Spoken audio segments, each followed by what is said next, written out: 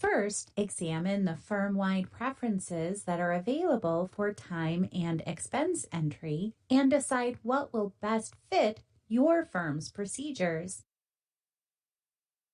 You can access firm-wide setup options by opening the Setup menu at the top of the application and selecting Firm, or select Firm under the Setup area of the Firm navigation panel on the left.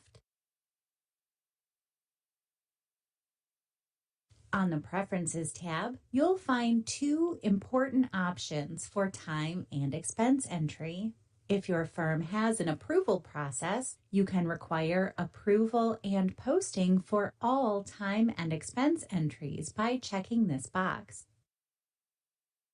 This will make a Review tab appear on the Time and Expense entry screen.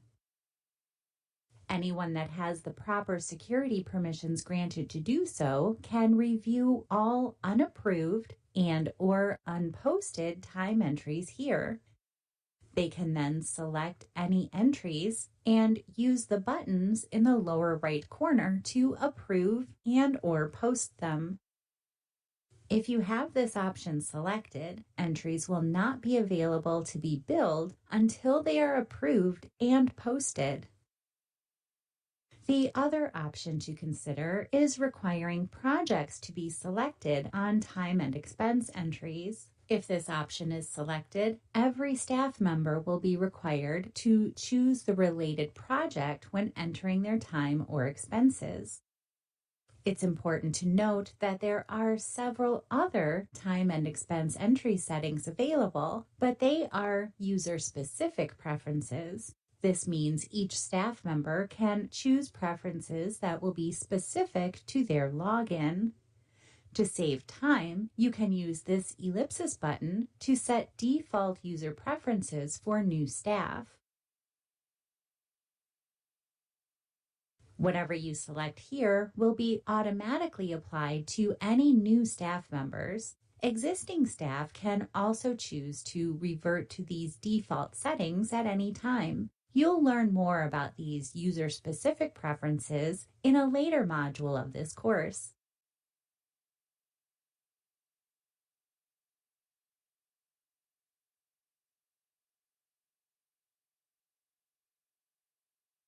Practice CS offers user preference settings for time and expense entry. Configuring these options for your firm's processes can speed up data entry. To access user preferences, select it from the Staff navigation pane on the left or from the Setup menu. Then, select the Time and Expense Entry tab. User preferences are specific to each Practice CS staff login, but you can set firm-wide defaults for these options, as discussed in the previous module. Any new staff members added will automatically default to the firm-wide settings, but they can still be modified by individual staff. In the top section, choose to hide or skip columns on the Time and Expense entry screen. Selecting the skip option means that those columns will be skipped when using the Tab key to quickly move to the next entry field. Some columns allow you to set defaults. This can save time and reduce mistakes. Take note of the Sheet Date and Date default options. For the sheet date, you have the option of the most recently used date or today's date.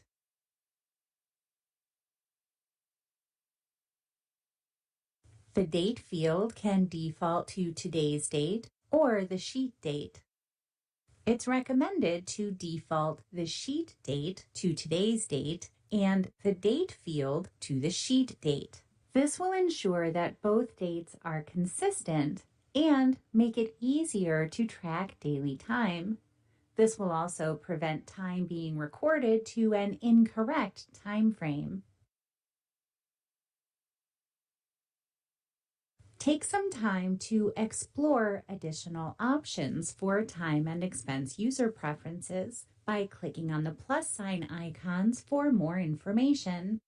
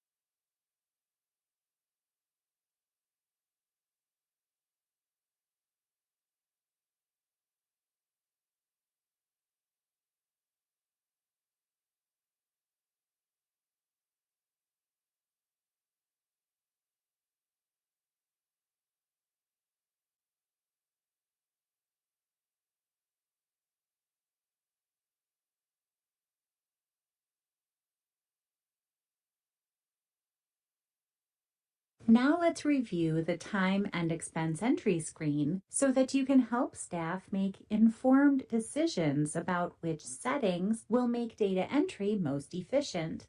To access this screen, select Time and Expense Entry from the Staff navigation pane on the left,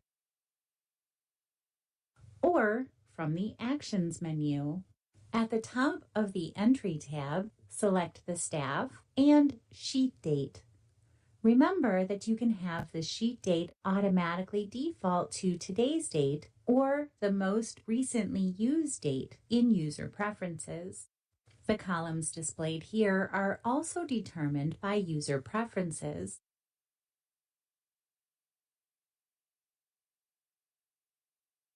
Note that it may be beneficial to mark the client description box if it's difficult to determine the client based solely on the client ID. You can rearrange the order of the columns by dragging and dropping the column headers. Let's input a time entry to see how some of the other setup options can speed up data entry.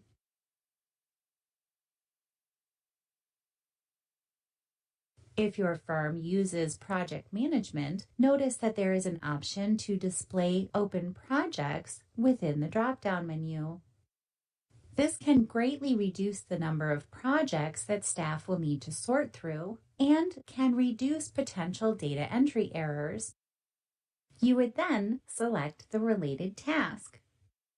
The drop-down will show you all tasks associated with the project, while separating the tasks assigned to the selected staff.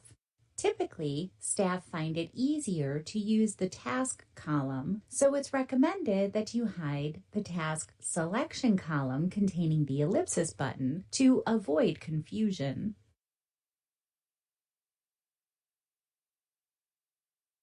When entering hours, if the implied decimal on amounts option is checked, Practice CS will automatically enter 0.00 for you. If I were to uncheck this option,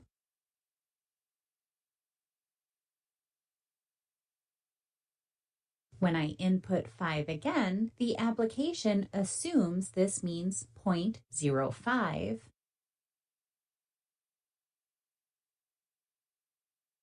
Comments can be displayed on invoices depending on your firm's formatting selections.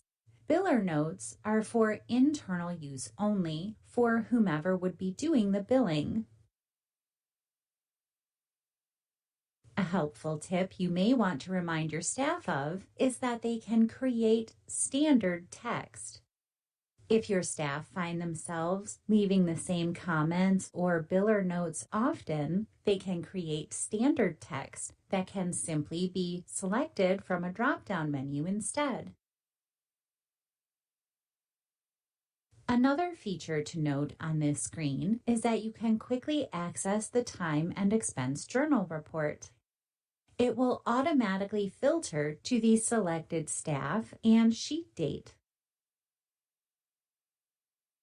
Moving to the Overview tab, this will display a list of every time and expense entry. If you selected to display billed time and expense entries in your user preferences, those entries will be listed here as well, with an icon indicating the entry has already been billed. This is a great place to get an overview of all entries for the firm, and you can quickly make changes to multiple entries when needed. Like many screens in Practice CS, you can use the filtering field at the top of the screen to limit entries shown based on specific criteria.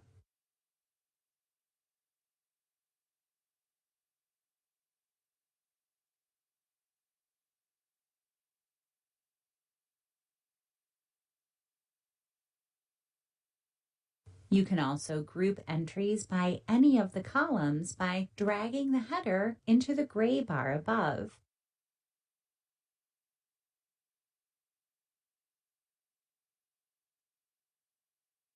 Hash totals are displayed at the bottom that will reflect totals and update based on filter settings. This screen is commonly used to identify a particular set of entries that need to be edited. If you would like more practice with filtering and using this screen to edit entries, you can walk through a realistic practice scenario.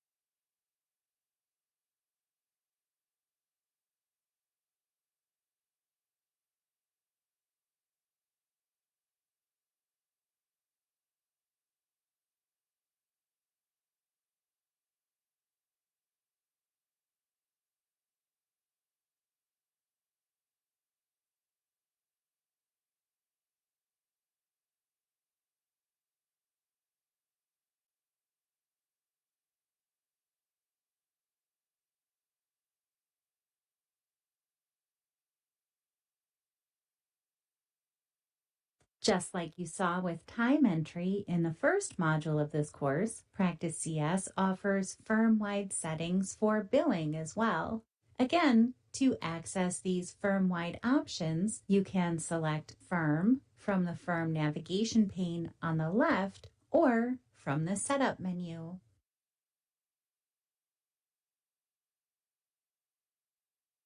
On the Preferences tab, you have the option to require approval and posting for billing.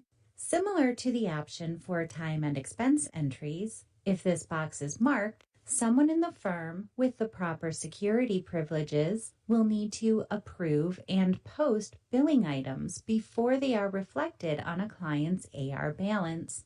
Next, let's move to the Billing and AR tab. This tab allows you to set a default invoice format for new clients, so you should select your firm's most commonly used invoice format. You can learn more about customizing invoice formats in the Introduction to Invoice and Statement Formatting course. You should also indicate the default invoice due date. When you enter a number in this field, the application will automatically complete the due date field for you when billing. If invoices are due upon receipt, this should be 0 days. It's recommended that you check the box to automatically relieve non-billable WIP. When billing, this will automatically include all non-billable time and expenses along with billable WIP. The buildup of these entries can lead to added work later. They will continue to show up on time and billing reports until they are cleared. While you're selecting firm-wide settings here, several of these can be changed at the client level or even during the billing process itself. This saves time when billing while still allowing for certain clients to have special billing circumstances. In the next module, you'll explore client-specific billing settings.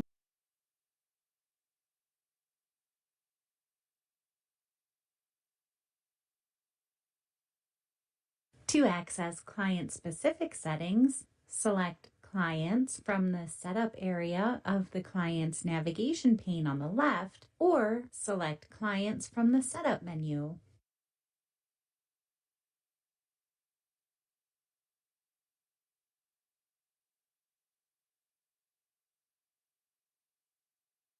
Notice that on the Contact Info tab, you can designate a billing contact. This is the person who should receive billing communications for the client. By default, the primary contact will be designated as the billing contact, but you can change this to be any contact. For example, if a client has a dedicated person that handles billing, you could create a standalone contact, then select them from the drop-down for the billing contact. Moving to the Billing and AR tab, note that when a new client is added, the settings here will default to the firm-wide billing settings that you reviewed in the previous module. If you want to adjust any of these settings for a particular client, you would do so here. Take a moment to explore the client-specific options available on this tab.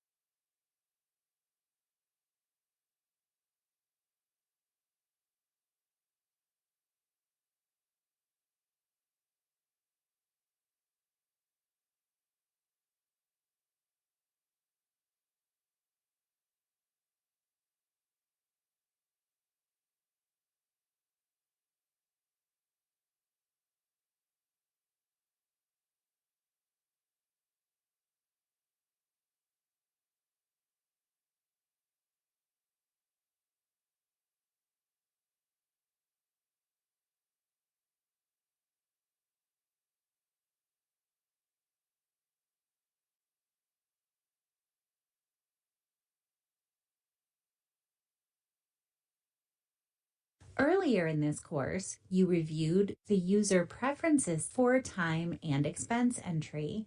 Now you will review the user preferences for billing.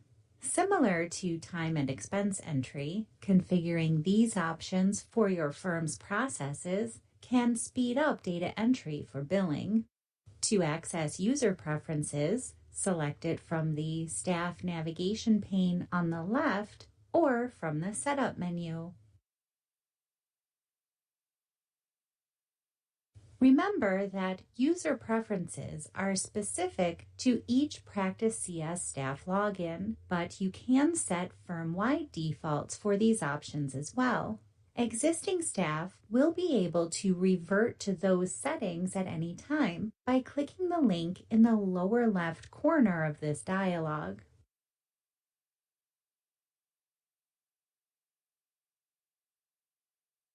Take some time to explore the Billing tab of the User Preferences dialog.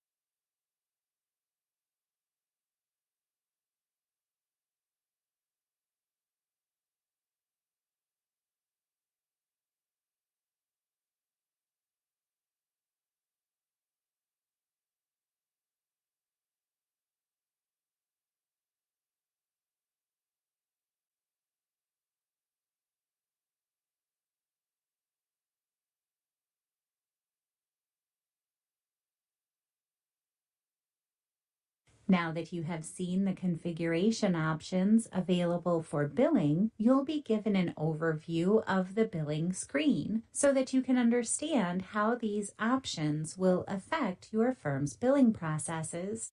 To access the billing screen, select it from the Client's Navigation pane or select Billing from the Actions menu. In the last module, you learned that the default invoice date and default WIP through selections will determine WIP that is available on this screen. Another factor to consider is the positive WIP and negative WIP checkboxes in the upper right corner. It's recommended that both of these boxes are checked, as this will prevent any clients that have zero WIP from being displayed. Negative WIP is typically created through progress billing.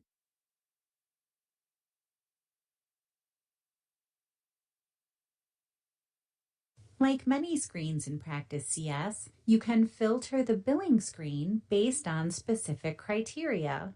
For example, you may want to view items by partner, manager, or engagement. The filters available will vary based on your Bill By selection. You can also create custom filters. Custom filters are global and can be seen by all staff, but the output of what different staff members see will depend on their security settings. If you recall, another user preference that was covered in the previous module was for Bill By options. The Bill By options will change how WIP is displayed on the billing screen. Now let's review the billing worksheet report. This report is designed to assist in making informed billing decisions. You can easily access the billing worksheet directly from the billing screen. Select the WIP you want to review, right-click, and select Preview Billing Worksheet for selected, and Report Options. If you have selected WIP for multiple clients, the Layout tab of the Report Preview dialog provides the option to group the clients by different criteria. You may also choose to group the detail of WIP by different associations, such as the engagement, activity, or project. There are several other report options at the bottom of the Layout tab, such as including non-billable time, AR open items, and aging WIP and AR.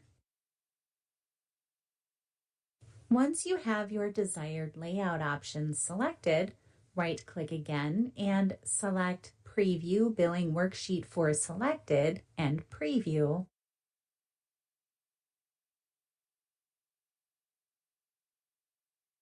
In this example, the WIP is grouped by engagement for the selected clients, and non-billable time is also included.